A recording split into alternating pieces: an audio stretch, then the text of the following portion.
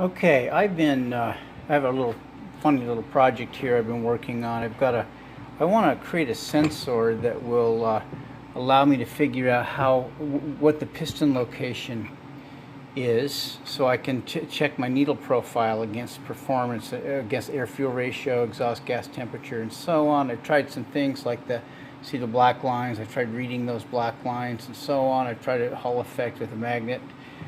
Somebody suggested that I try one of the Harbor Freight digital calipers. So I've taken one apart. We're talking about this is one I have. This is not the Harbor Freight one, but this kind of thing. I've taken one apart and to create a sensor, and I've mounted it as a prototype on this piece of aluminum. I have a piece of aluminum that's going to go that's going to fit on the carb like this at some point, but didn't want to mess this up, so I took a piece of this scrap aluminum and I created a carrier and scrap aluminum here. Underneath I have the slide for the caliper.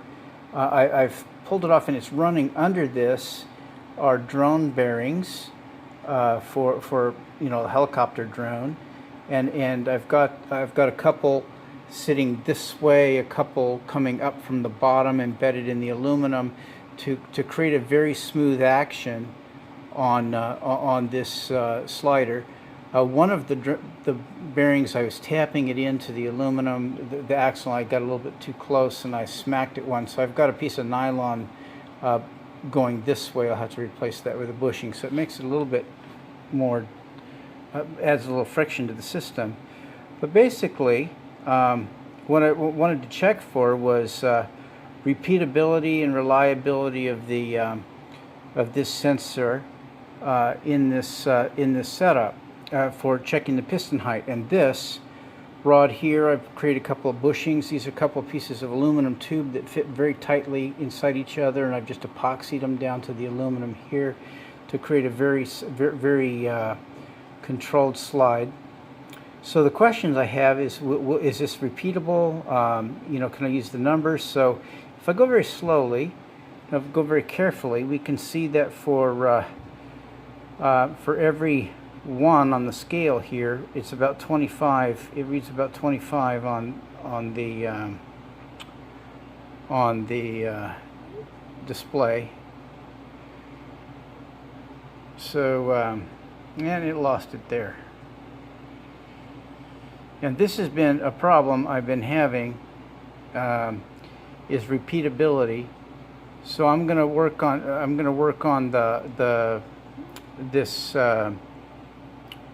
the way the bearings are here to get it nice and make sure I'm nice and tight. But it needs to be repeatable. If I go very slowly, it seems to repeat pretty well. 75, that should be about 100, that should be back down to 50, about there. It should be down to 0, about there. So if I go slowly and carefully, it seems to work okay. If I go a little bit more rapidly, which is how the piston's going to be moving, it often is okay, but if I get going really rapidly, it can get lost. Let's see, that should be 0. It's doing pretty well there. It stays well enough that I think if I create a switch where I'm at 0, it zeroes it out. It'll self-correct enough that I can, with some software, with some code, I can fix that part of it. The other thing I wanted to test was whether or not vibration. I was worried about the engine vibration would mess this up. So what I did, I took my Dremel tool. I'm not going to cut with it. I just have that wheel on it, and I'm just going to touch it against here while it's running. Again, I'm not cutting. I'm just going to touch it and see if the vibration affects the readout. So here we go.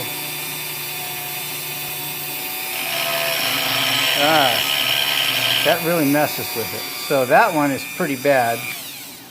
I thought, well, maybe let's try something a little less severe. So I'm going to zero it back out. Hold on a second. So I'll try just touching the plastic of a drill motor against that and see what that does. I'm just touching it against the aluminum. That seems to be okay.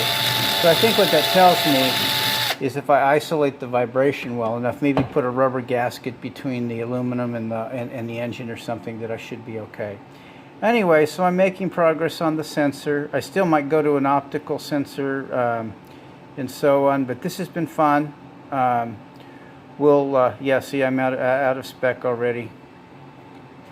So we'll see what happens when I replace this one with a drawn bearing under there, and I still have the original plastic flaps. If you don't know, what holds the distance between this ruler and the top of this are some plastic flaps, and I may replace that with drawn bearings here and just get a real rigid, precise control of this. I might also, I've taken the back off of that sensor piece, and that might be flopping, allowing a little flop in that. Although when I push it, it doesn't seem to. When I push down on it, it doesn't seem to cause it to flop much. But if I fool with that a little bit, maybe I can get it to not need to be re-zeroed out. Who knows? Anyway, your ideas as always are helpful here. Thank you.